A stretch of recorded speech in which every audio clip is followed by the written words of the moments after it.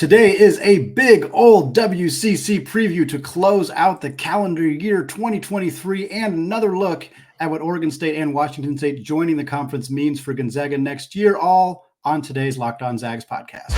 You are Locked On Zags, your daily podcast on the Gonzaga Bulldogs. Part of the Locked On Podcast Network. Your team every day.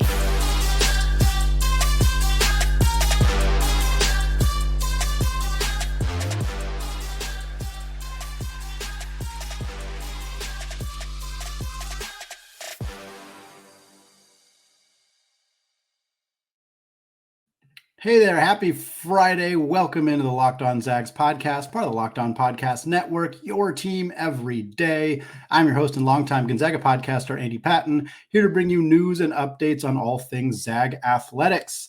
For those of you looking for a preview of the San Diego State game, we did that on Thursday's episode. You can check it out there. But for today, I'm thrilled to be joined by my friend, Zach Farmer. Zach hosts the unofficial WCC Hoops podcast. You can find it wherever you get podcasts. You can find it on Twitter at UNOFFWCC pod. Zach, we got a couple new teams joining the WCC. Haven't had an opportunity to talk about that yet. Oregon State, Washington State coming into the conference starting in 24-25 for at least the next couple of years. And before we get into all the details of it, what was your initial reaction? Because personally, I was floored. I did not expect this announcement. I did not expect it the day that we heard about it. It completely caught me off guard. I was curious kind of what your initial reaction was. Yeah, I think that was most everyone's reaction. I don't think any of us saw this one coming with Oregon State and Washington State. Because so much of the conversation had been surrounding the Mountain West and how that was going to look. And I mean, now that it's happened, it makes a lot of sense for those two teams to really be able to kind of park a lot of their sports in the WCC while they figure out football the next couple of years. But yeah, initial reaction was shock, surprise, and excitement, because this is a big thing for the WCC. Yeah, it's absolutely massive. And I think one thing that I've as I've been sort of digesting this news, as it were, is from an Oregon State and Washington State perspective, I wonder, and I'm curious your thoughts on this too, the fact that the WCC is now affiliated with ESPN Plus and like the Mountain West, like I've had a hard time watching Mountain West basketball games this year because they're often on the Mountain West's individual network. Whereas, especially for like Olympic sports, for the softballs and for other tennis, various other sports, like getting the opportunity to be affiliated with ESPN Plus may allow families and friends to watch more of the games. And it even makes an impact for men's basketball as well. I'm curious if you think that had any impact on why these two schools might have chose WCC over Mountain West. Yeah, I think you have to consider just the media rights deal that the WCC does have and did establish, and almost like it was the perfect timing. If the WCC still had the deal with Stadium and hadn't moved over to ESPN Plus, would we even be having this conversation right now? To your point about the accessibility of some of the Mountain West games across their sports. It's made it so much easier to watch WCC games and everything to this point, it being on the ESPN family of networks and having that partnership. And even before like the ESPN Plus partnership, we know that like this was a network that had taken care of men's basketball for a long, long time on the big networks. We know they had the deal with ESPN for the women's championship. They had one for baseball. So there already was that existing relationship with ESPN, which to an extent might have definitely, I think, eased the concern for Washington State and Oregon State on that front, especially considering, a lot of us know even finding the Pac-12 network had been difficult for the longest of times. And so now that they're moving over to a league that honestly might be even more accessible because of its rights deal, and who knows, in the next couple of years, at least temporarily, ESPN might look to sweeten the deal because of the two teams who joined. I think looking at this from a perspective of Oregon State and Washington State, I think we can kind of see some of the reasonings why they might do this. But I want to flip it a little bit and talk about what it means for the WCC in general, not just from a men's basketball perspective. We'll get into that a little bit as well. But like it feels like you're adding two very well-known brands. Obviously, they're football brands primarily, but I mean, these were two schools that were very prominent football programs as recently as this season. But I guess my question is, do you think that the perception will be that Washington State and Oregon State are almost kind of shifting down to being considered mid-major schools? Or do you think that these two schools joining the conference will kind of elevate the perception? Because again, it's not going to be relevant for football, obviously, but for basketball, Gonzaga's already has ascended past the point. They're not really considered a mid-major anymore. It's a big topic of controversy when people try to determine that. St. Mary's has clearly elevated past that point as well. And now you have Oregon State and Washington State, not exactly, powerhouse men's basketball programs, but historically Power Six programs too. So I'm curious if you think that these two programs kind of, if it will hurt their reputation or if it'll elevate the WCCs, or if it's kind of a mix of both. I think it's probably more a mix of both. Mm-hmm. And I think primarily because they separated football from this conversation. Yeah. So football is going to be independent. Baseball is going to be independent. Obviously, we know Oregon State, that is like their prime program is the baseball program. Obviously, the championship is as recent, I think, as 2018 was the last time they won a baseball championship. But you look at the rest of the sports. I mean, the WCC is in the conversation, a legit championship conversation in almost every one of the other sports they participate in, whether that be women's volleyball, women's soccer, men's soccer. You think about men's and women's golf. Like this conference competes on a national level in the other sports. We don't have to talk about baseball or talk about basketball on that front to understand it for their other sports.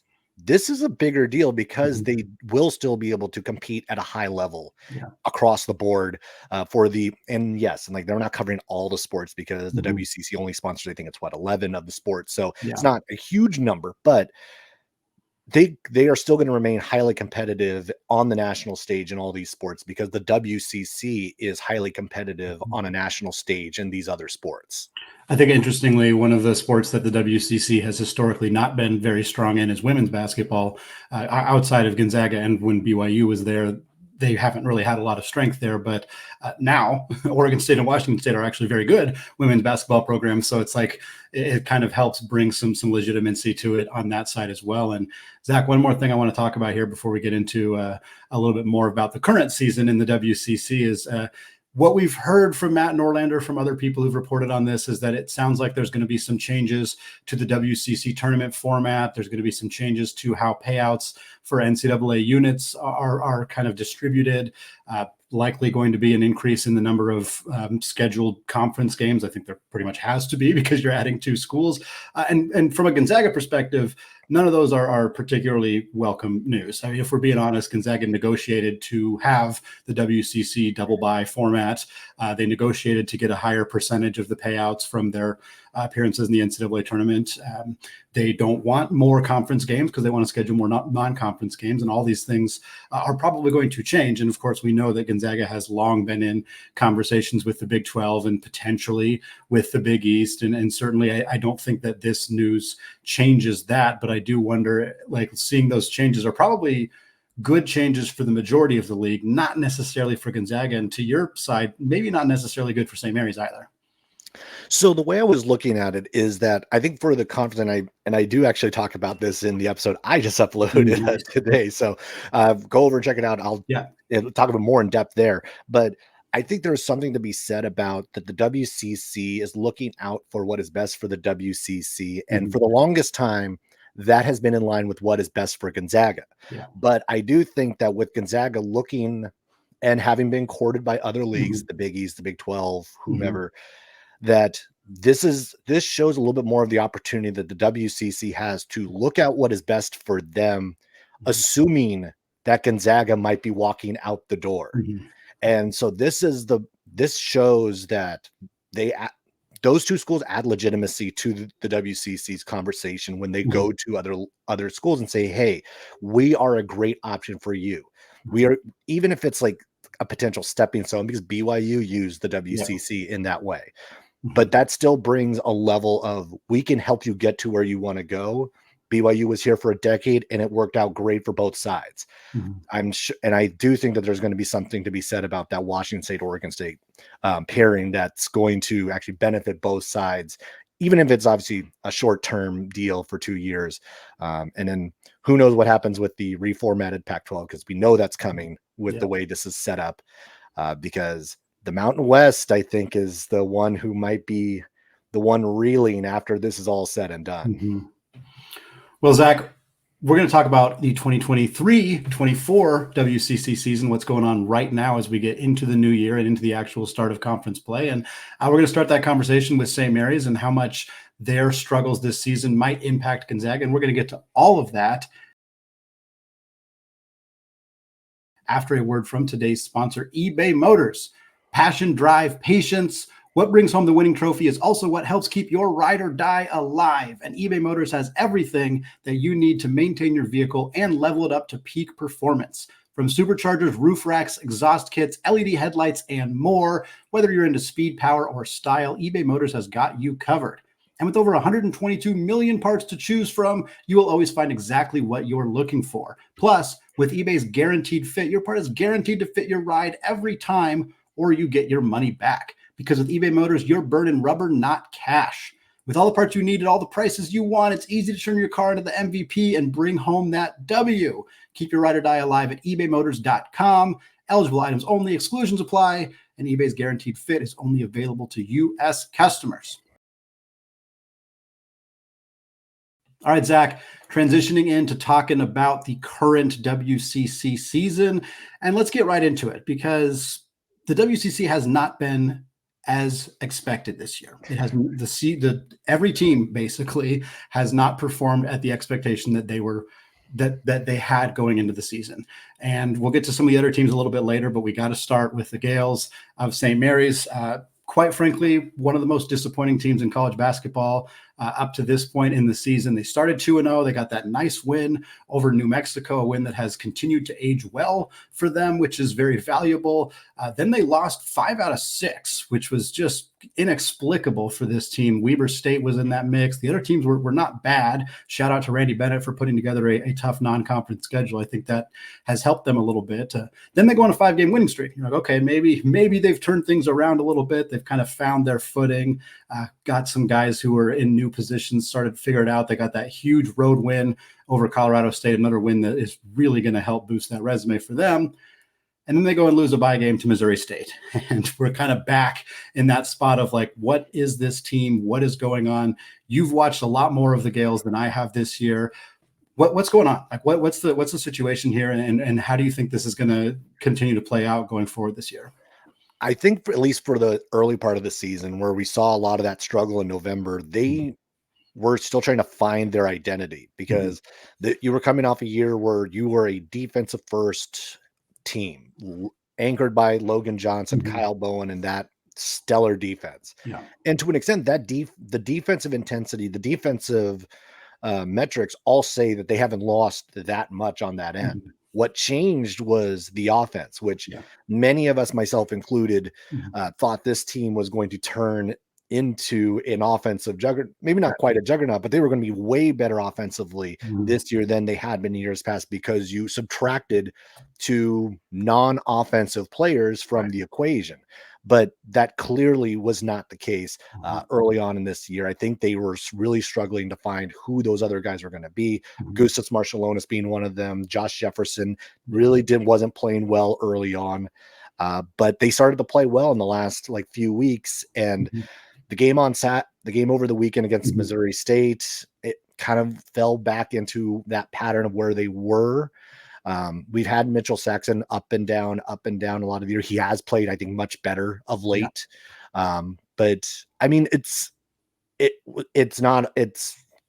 one of those games. It's just not a good look. Missouri State is a good team. I don't want to take away what Missouri State, they are a top 100 net teams. It's not like they're a pushover in any respect, but you've dropped 2 games at home to what are going to both count as quad 3 losses. So though, regardless of how much respect I want to give them, the numbers say what they are. And the St. Mary's team has still continued to struggle, be inconsistent offensively. And that's where they really need to figure something out because the leader who we all thought was going to be one of the best in the league, Aiden Mahaney, has clearly hit that sophomore wall. Yeah, it's interesting talking about St. Mary's resume right now. I think certainly you got to start to feel like, hey, we're getting close to a position where it's automatic qualifier or bust. That there's not necessarily a path to getting an at-large bid, but they're 59th in the net. That's not exactly an ideal place to be when you're looking for a potential at-large bid, but they are 2-2 in quad 3 games. That's what's killing them. Those 2 quad 3 losses are really devastating, but they have more quad 1 wins than Gonzaga, who does not have one yet, because they have that really nice road win over Colorado State. And I think, like, for me, what really stood out when kind of doing research for this is I've kind of been following St. Mary's on a game-by-game basis, but taking a step back and looking, I mean, this was a schedule that was built in a way that you can almost stomach this. Certainly you would want less losses than you have right now, but San Diego State, Xavier, Utah, Boise State, like, none of those are in a vacuum all that bad of losses. I think all those teams are fringe NCAA tournament teams. San Diego State's fairly safe. Boise State's, not necessarily looking like it quite yet. Utah, Xavier are kind of right on the mix, but you got wins over the Colorado State one stands out. New Mexico stands out. UNLV beat the doors off of Creighton. That was a nice win for them, and a nice win for St. Mary's. Davidson, I think, is a very good team as well. So it kind of feels like Randy Bennett was able to kind of build a good enough schedule to withstand some of this. But at this point, I mean, the wiggle room, at least in my opinion, is really, really, really small for St. Mary's if they don't win the WCC tournament. I'm with you there. I mean, honestly, I'm probably further away from considering the at-large. I'm in the camp of they have to win in Vegas at this point, because the number of opportunities left are gone. And if we go over the history of the committee, it's like they're going to look for those marquee wins. And yes, St. Mary's does have a couple of those. Colorado State, New Mexico are going to be chief among them. Yeah. But it does feel like right now that they are at a point that they have to either beat Gonzaga twice in the regular season, or they have to win in Vegas, and maybe, or some level of combination of winning 2 out of 3 against the Zags is the way they get it in as an at-large. But if obviously they win in Vegas and they're in the auto, it doesn't matter. Yeah. But yeah, I'm already at the stage where it's auto or bust. Yeah. So I mean, if they win every single game until the WCC championship, I don't know if that does it. Maybe, but even then, I'm not confident either, because then 2 wins over Gonzaga would help. But again, I mean, part of the conversation here too is like, how good is Gonzaga? And I think that's a conversation that we're wrestling with every single day here on Locked On Zags. And it's kind of a difficult place for them to be. And in part of that is because they have not had good luck with some of the things that they cannot control. They could have controlled beating Washington. They didn't beat Washington. That was a game they needed to win. They didn't win it. The other 2 losses are a relatively close loss to Purdue, where they were winning at halftime. Purdue's the best team in the country. A decent game against UConn. It never really felt like they had a chance to win that game, but they were also never really out of it. And I think UConn's one of the top 3 or 4 most talented teams in the country right now. So those losses aren't terrible. The Washington loss is bad, but the issue is that Gonzaga doesn't have any good wins. And some of that is outside of Mark Few's control. You schedule the alleged best MTE of all time, and you get Syracuse and UCLA as your 2 other games. And Syracuse isn't good, and UCLA is horrendous.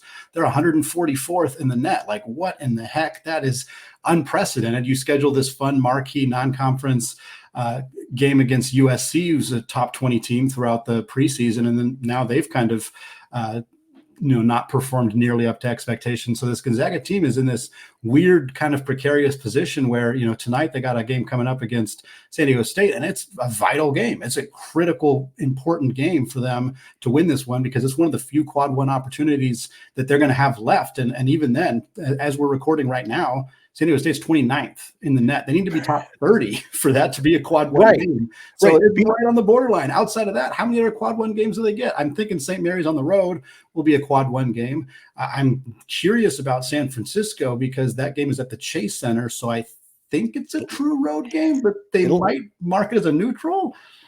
I don't know what the deal is there. Game, I'm going to guess they're counting it as a home game. Yeah, I hope so. And right now, San Francisco's 48th in the net. So if it was a neutral, it would still be quad 1. If it's an away game, it's definitely quad 1. So they'll probably get a few more chances. They, of course, got Kentucky in February. That'll be a quad 1 game. But Gonzaga having this kind of unique resume, St. Mary's not really helping Gonzaga. I just feel like the Zags are in this kind of unique spot where they didn't get a lot of help from their non-conference schedule, and now coming into conference play, it feels like they're looking at a conference that doesn't have as many marquee games as it's had in the past. Yeah, it's like this. It has been really fascinating to watch this season just play out for the Zags, because you're right. It's like for the most part, the Zags haven't done nothing wrong. Like outside of the Washington game, it's like they've kind of done what they've handled their business. Yeah.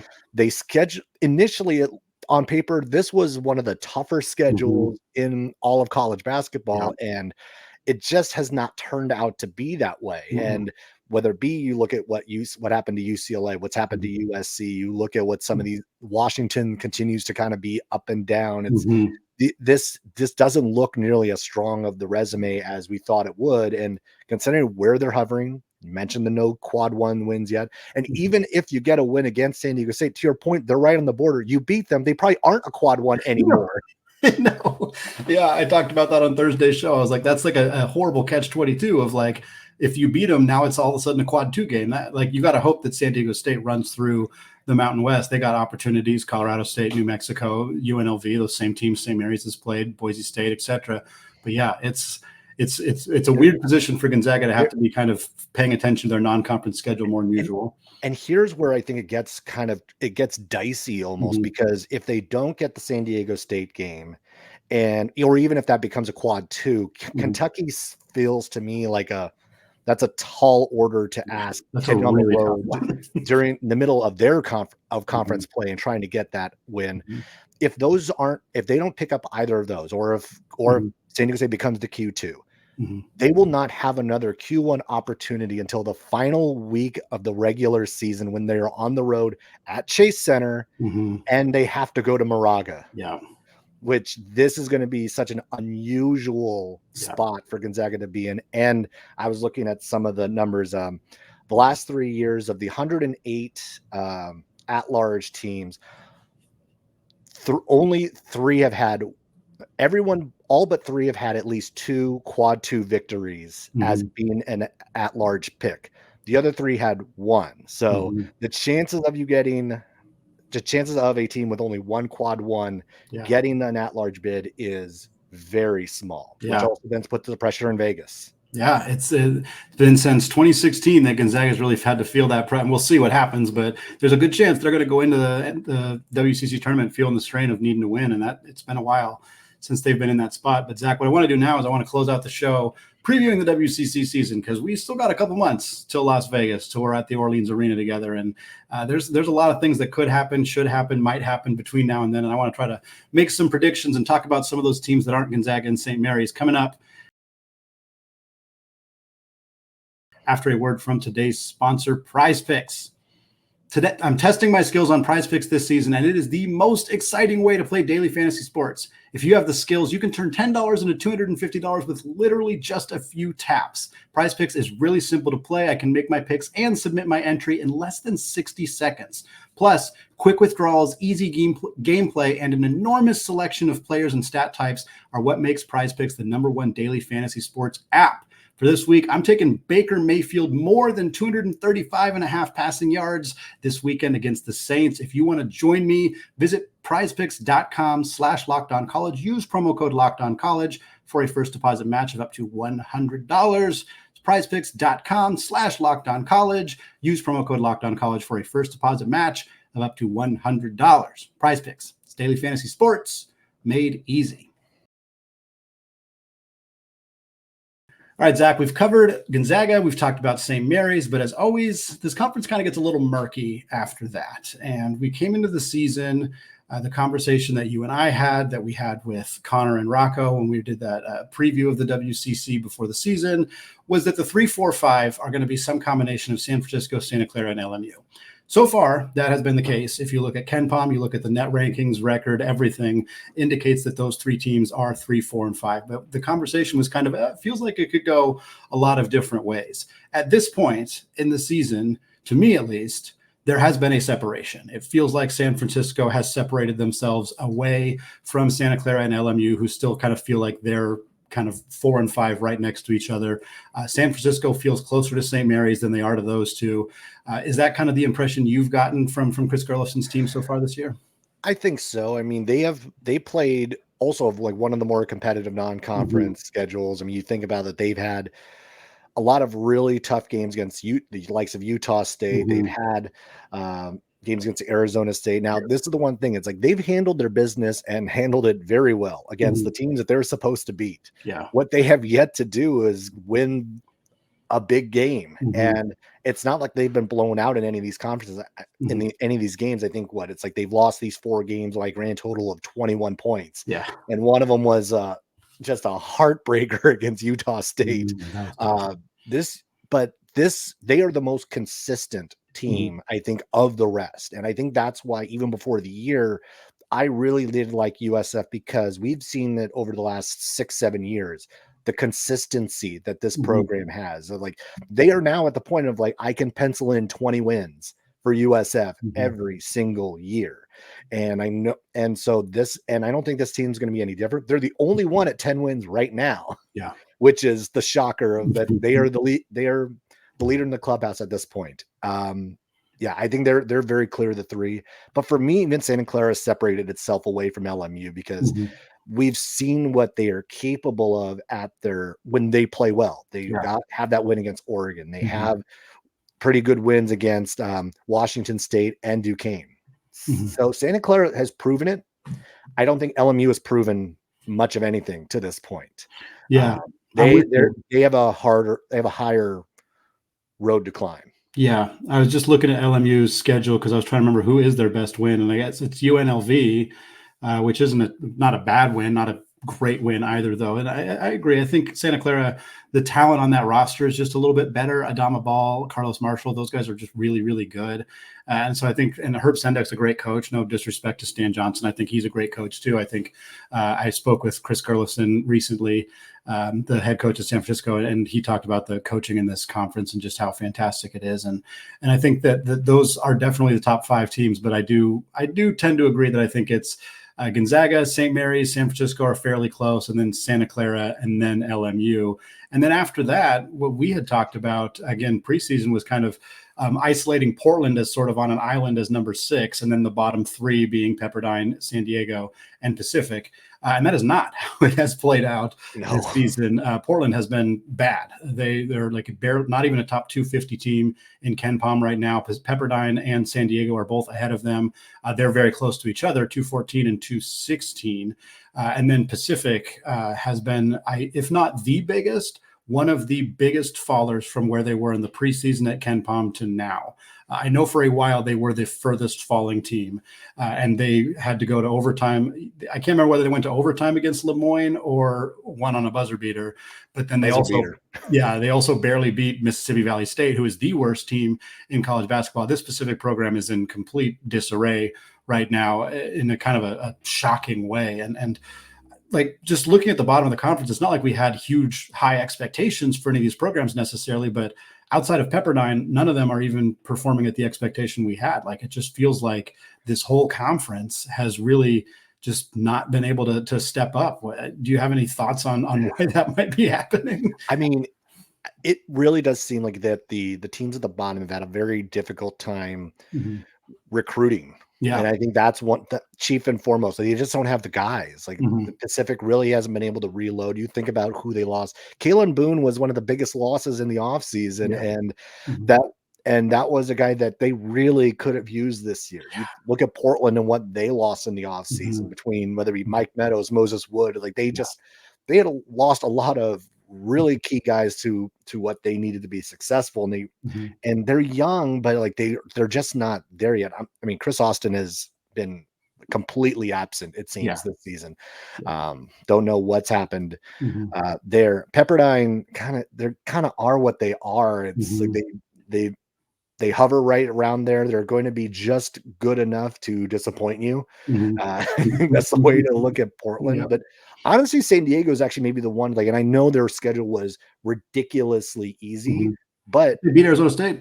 Hey, guess what? They're 9-4. It's like, regardless of what you want to say, it's like they still have a winning record. They've won, I think, it's 8 straight at Jenny Craig Pavilion. So they're doing what they're supposed to do, and they had a really young team, and they're getting better. You're starting to see improvements from that very young roster. And I think for San Diego, that's even for a lot of us, like that's really all you wanted to see was them Mhm. start to make strides to get better. And it does look like at the very least they're gaining some confidence.